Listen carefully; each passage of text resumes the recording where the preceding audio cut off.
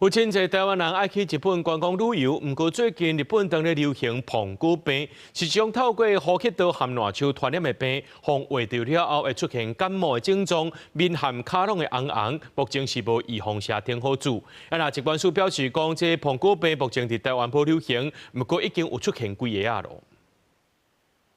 囡仔的面甲手拢红红，敢若膨鼓共款，这是即马日本当地流行的膨鼓病。医生讲，这款病是病毒 B19造成的，主要是透过呼吸道也个有烂手来传染。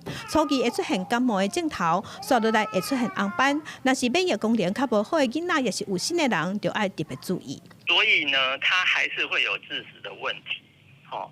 那特别是那个免疫功能不好的小孩，本来自己免疫功能就不好。 或是说呢，它是比如说像那个儿童癌症啊，或者像那个儿童先天性免疫不全啊这些问题。那如果她是第一次得的话，她又怀孕的话，这个病毒是会通过胎盘，传给胎儿。传给胎儿，它可能就会有2% 是会造成胎儿水肿或是胎儿死亡这样。膨鼓病目前伫台湾并无流行，但是已经有出现零散的个案。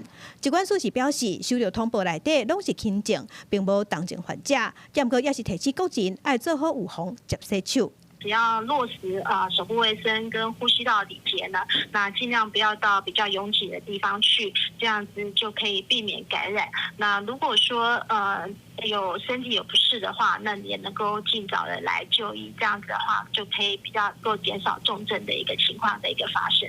疾管署也讲，膨鼓病目前是无预防下通治，主要靠民众家己做好预防甲保护。医生也讲，膨鼓病的流行期是寒天到春天即卡刀，这段时间也拄好是流感的流行期，所以若是有症状，就要赶紧去互医生看。